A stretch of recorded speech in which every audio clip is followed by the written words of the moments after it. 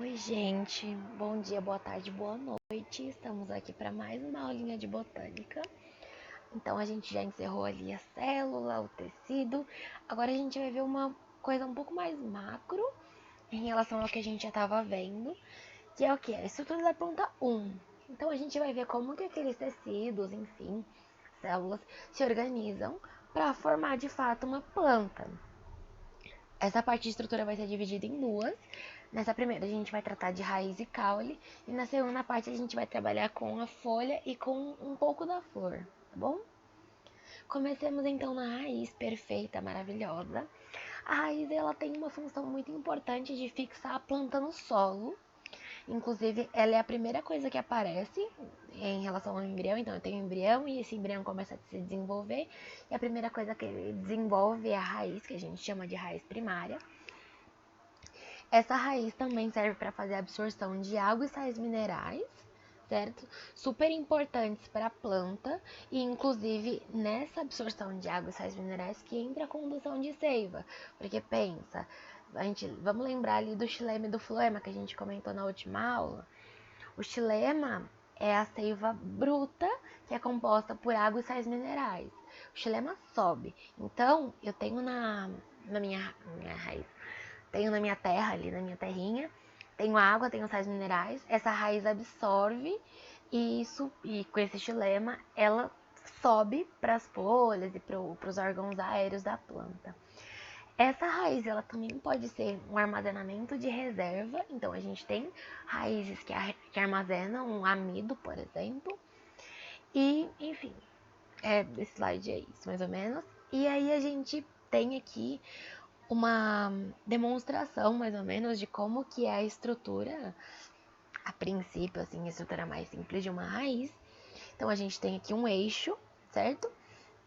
A gente tem a coifa, que a gente falou na última aula, que a coifa, ela é uma região de proteção para a planta, para o meristema, na verdade. Então, o meristema está aqui, e como essa raiz vai estar crescendo para baixo, é muito possível que haja um, um contato mecânico danoso, se não tivesse a coifa, no caso. E aí a coifa, ela tá aí pra evitar que, como é que pode dizer, que o meristema seja danificado, que o meristema é a chave para o crescimento da planta, certo? Então a gente tem aqui raízes laterais, que a gente vai comentar daqui a pouco, pelos radiculares, uma bainha mucilaginosa que também vai ser comentada daqui a pouco, e a parte da coifa. Vamos analisar então a estrutura externa, de novo, né? Essa raiz, ela pode ser dividida em algumas zonas. Então, a gente tem a zona de diferenciação, que é essa primeira zona daqui de cima. Essa zona, a gente vai, como é que pode dizer? A gente vai ter ramificações secundárias, como as raízes laterais. Essas raízes laterais, elas meio que atravessam o cilindro vascular, que é onde está ali o xilema, o floema, enfim, e elas saem assim, só saem. Tem a zona do. Aí, no caso, seria essa parte mais pra cima. Aí a gente tem a zona dos pelos absorventes. O pelo absorvente, por definição, ele vai ampliar a superfície de contato, certo? Então a raiz ela teria um contato X, só que com os pelos esse contato ele é redobrado, então a absorção da planta acaba sendo muito maior, tá? Aí aqui, mais para baixo, então, dos pelos radiculares, a gente tem a, a zona de crescimento, que é uma zona de elongação, que é onde vai estar acontecendo o crescimento em comprimento da raiz. Então, eu vou estar tendo divisões celulares para que haja o crescimento da raiz, para manutenção da planta. Uma coisa muito legal da raiz, por exemplo, é que o crescimento dela é proporcional à disponibilidade de nutrientes que a gente tem no solo. Então, o crescimento e profundidade, enfim, é proporcional a isso. Então, se eu não tenho muito nutriente, se eu não tenho muita forma de manter aquela raiz grande, a planta normalmente vai recorrer a uma raiz menor, então ela vai acabar não crescendo tanto, tá? Então, a gente viu ali a parte de fora, vamos ver um pouquinho a parte de dentro. Aqui a gente tem uma estrutura primária de monocotiledônia, O que é a monocotiledônia? Lembrando, monocotiledônia é um tipo de angiosperma. Esse tipo de angiosperma não tem crescimento secundário, ou seja, não tem tronco, não tem madeira. E aí, o cilindro vascular dessa planta, que é essa região mais aqui, mais interna, ele apresenta os feixes nessa disposição. Isso é uma coisa muito característica de monocotiledônia. Então, aqui no centro a gente tem a medula, que é uma parte mais central da planta. Temos aqui em volta os feixes vasculares, né? O xilema e floema distribuídos. Aqui mais externa a gente tem o periciclo, que é uma camada que a gente pode dizer que mais ou menos delimita o cilindro vascular, e inclusive é do periciclo que saem as raízes laterais. Então, essas raízes laterais que a gente viu aqui, elas literalmente furam o periciclo e conseguem sair e se desenvolvem, elas furam. Então, o periciclo e o córtex, que é essa partezinha aqui, que a gente tá vendo. Lembrando que mais para trás é o que? Mais para fora, no caso, seria a epiderme. Isso aqui é todo composto de parênquima, que foi um tecido vegetal de preenchimento que a gente viu na última aula, tá? Inclusive aqui, ó, a gente consegue até ver uma raiz lateral saindo.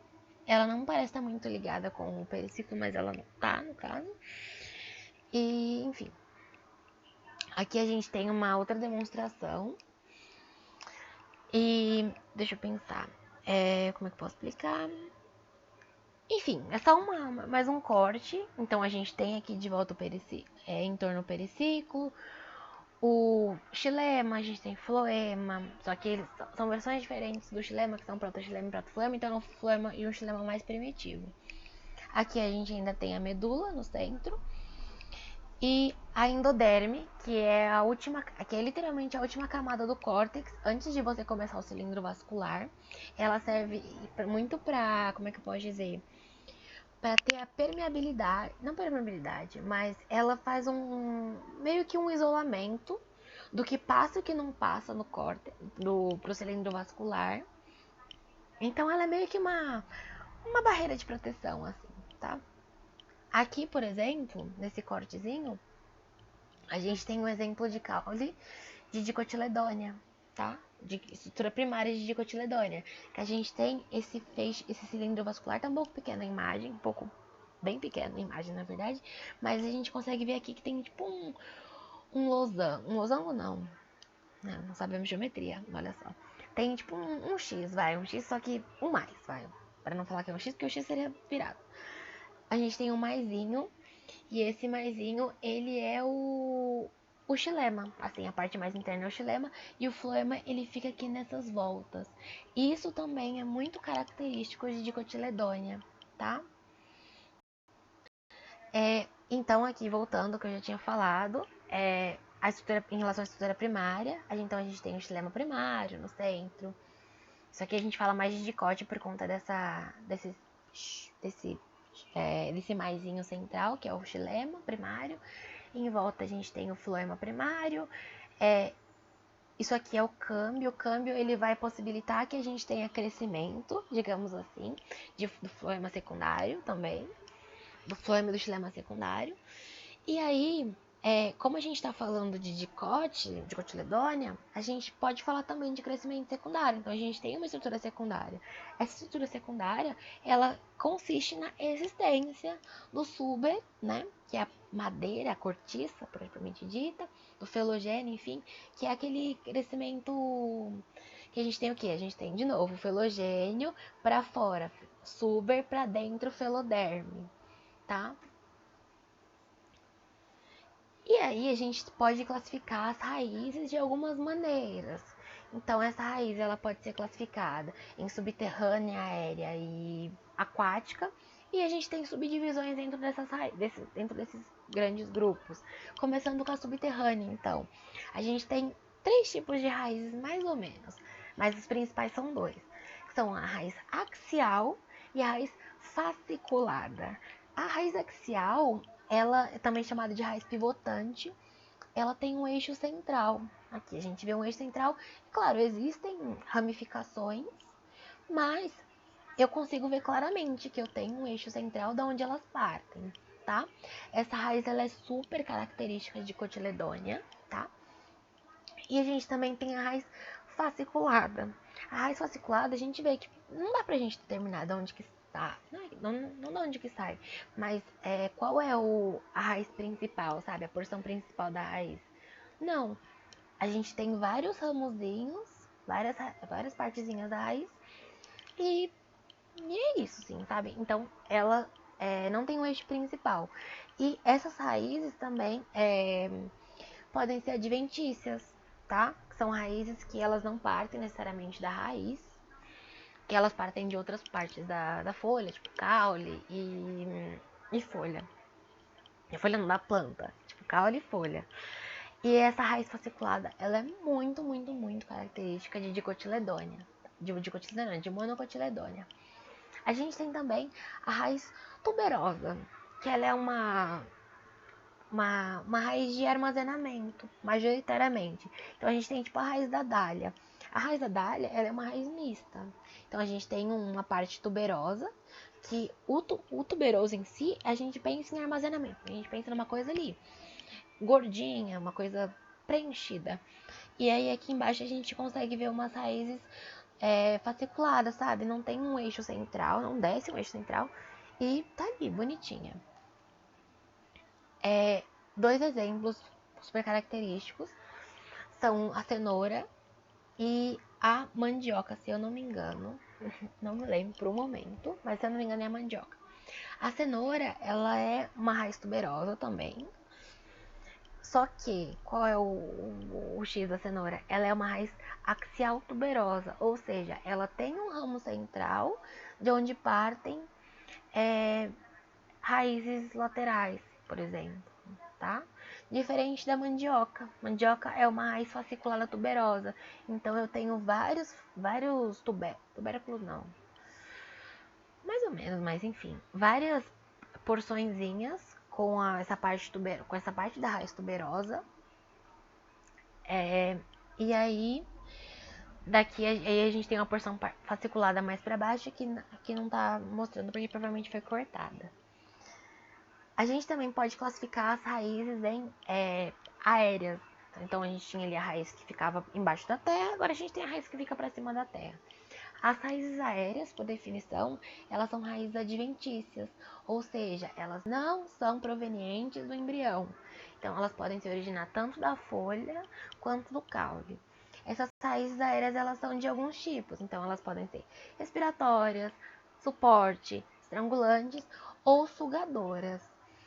A gente vai ver uns exemplos no próximo slide, mas vamos dar um panorama assim. A raiz respiratória, ela é o pneumatóforo.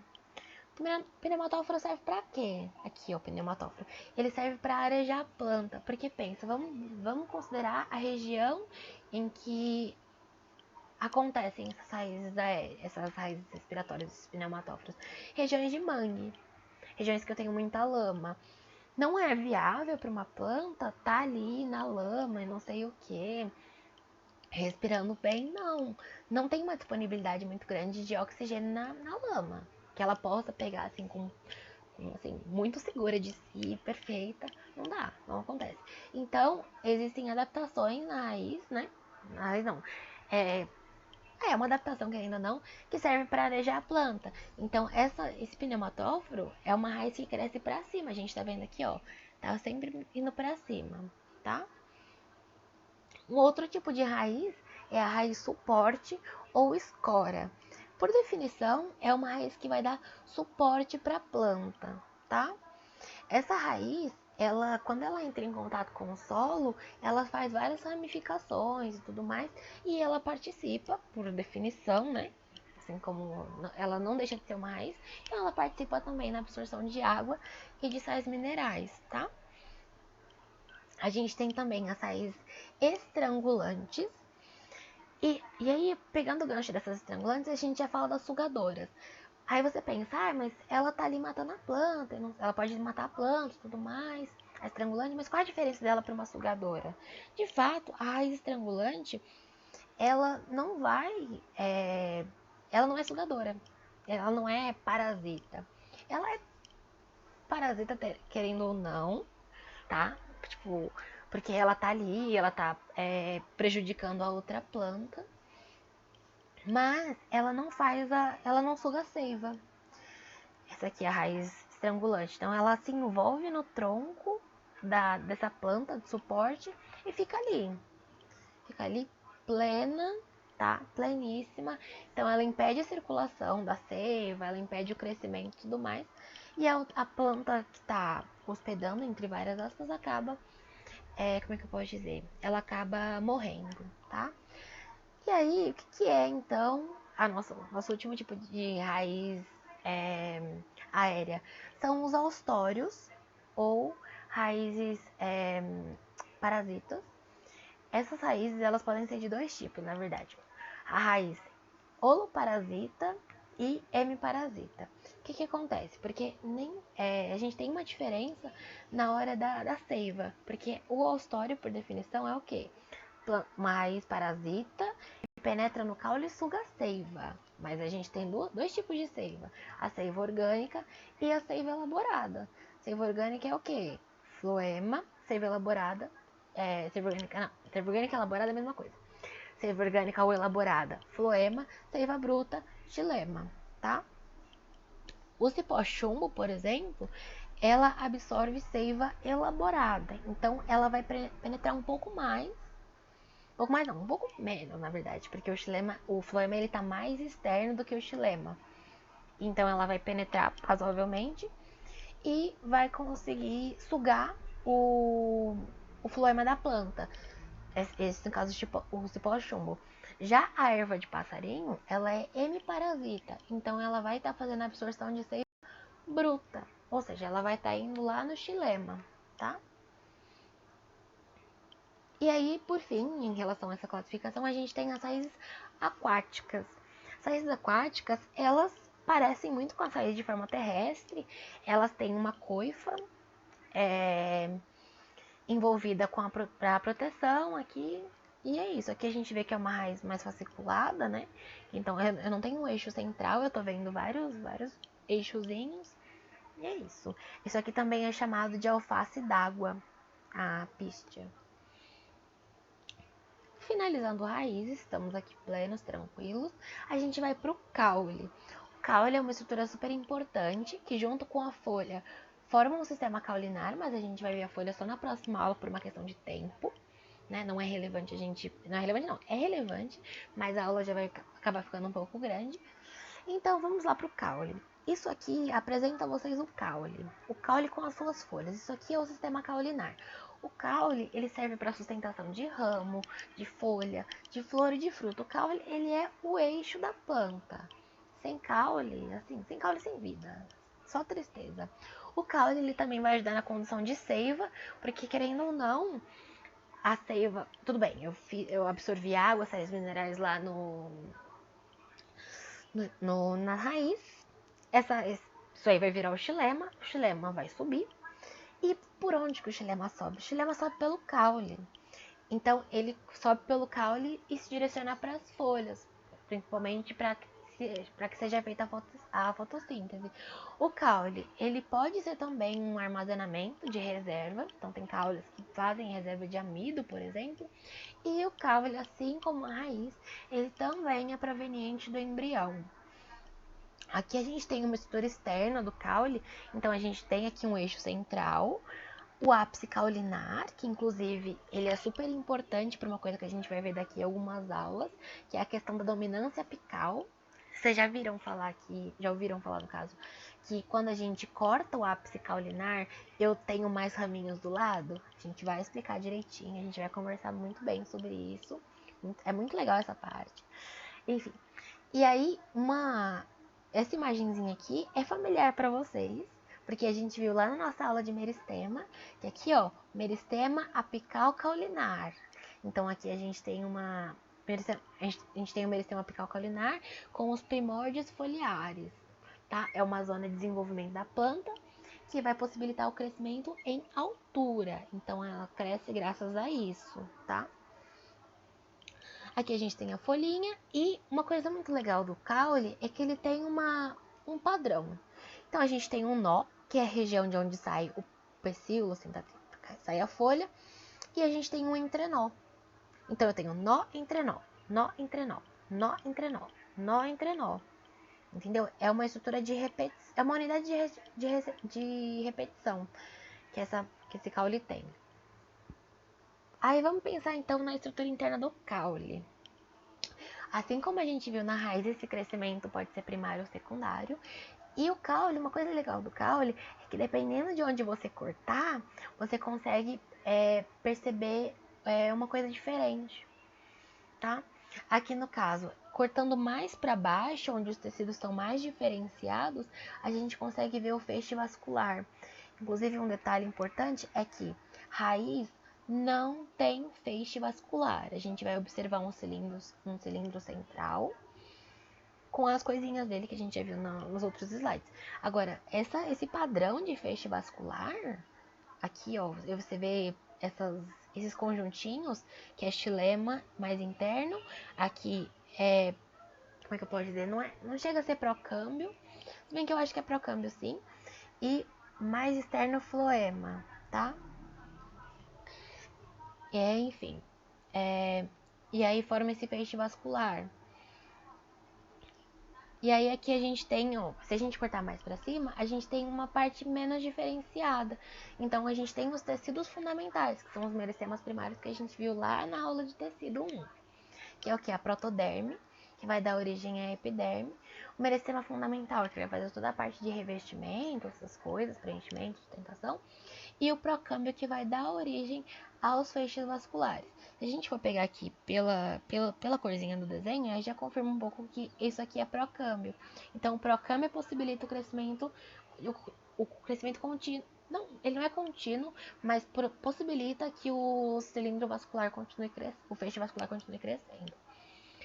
Aqui, no caso, a gente tem também o crescimento secundário. Quando a gente fala de crescimento secundário, vocês automaticamente têm que pensar em madeira, tronco, suber e seus amigos. E lembrar uma coisa super importante: monocotiledônia não tem crescimento secundário. Então, se vocês pegarem um exercício e estiver falando, é porque o tronco da planta X, vocês não precisam nem pensar tanto. Você pensar, ele tá falando de tronco, então não é uma monocotiledônia. Só pode ser uma dicotiledônia. Daí vocês podem desenvolver a questão, tá?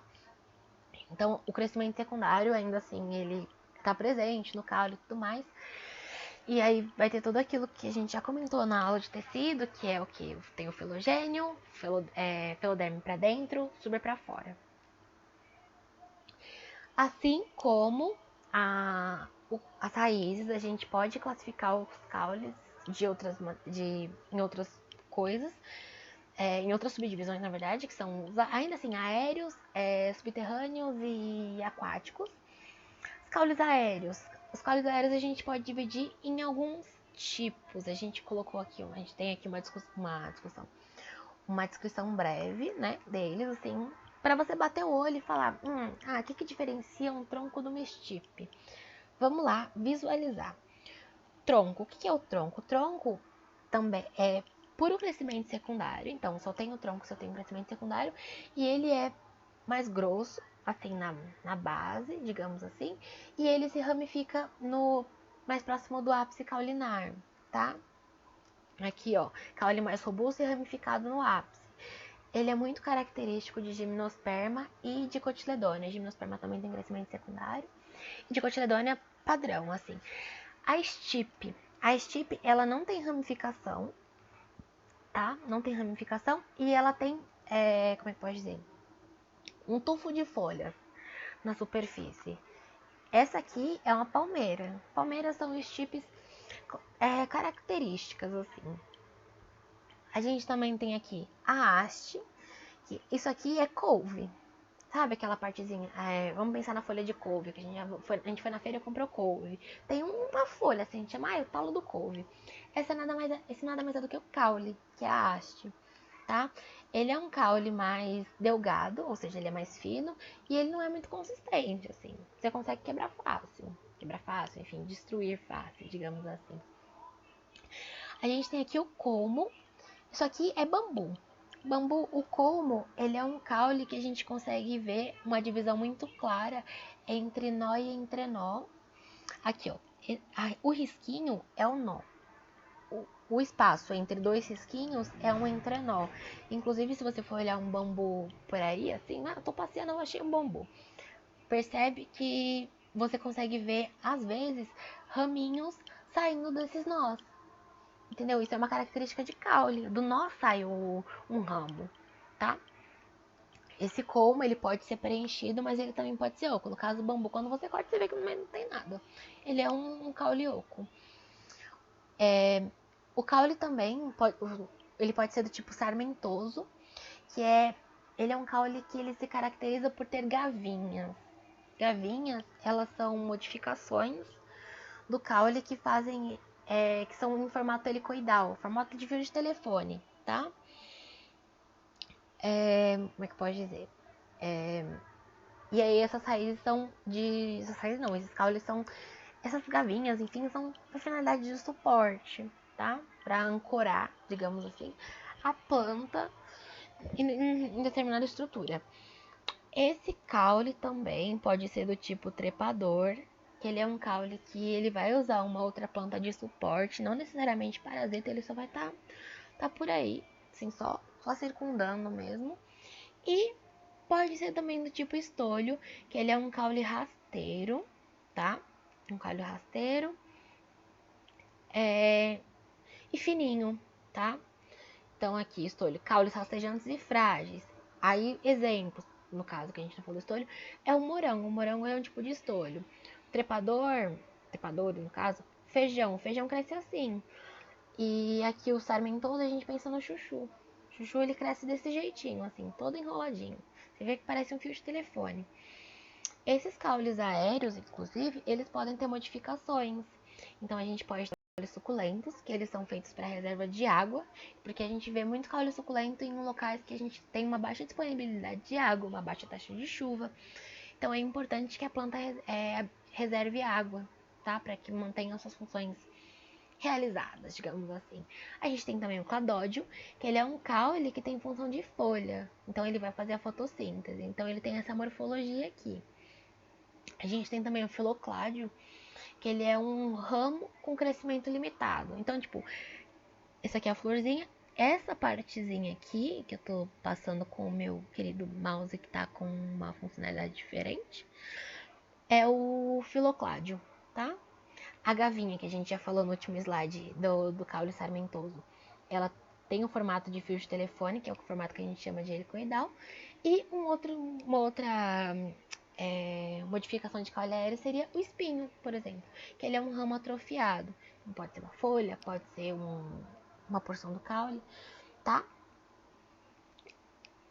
E aí a gente tem também os caules subterrâneos. Então a gente tem três tipos principais de caule subterrâneo: o tubérculo, o bulbo e o rizoma. O rizoma, ele cresce horizontalmente, tá?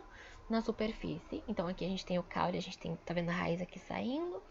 E em cada nó, a gente tem um ramo saindo. A samambaia é assim, essa aqui é uma outra planta que eu não sei qual é, mas também é um rizoma.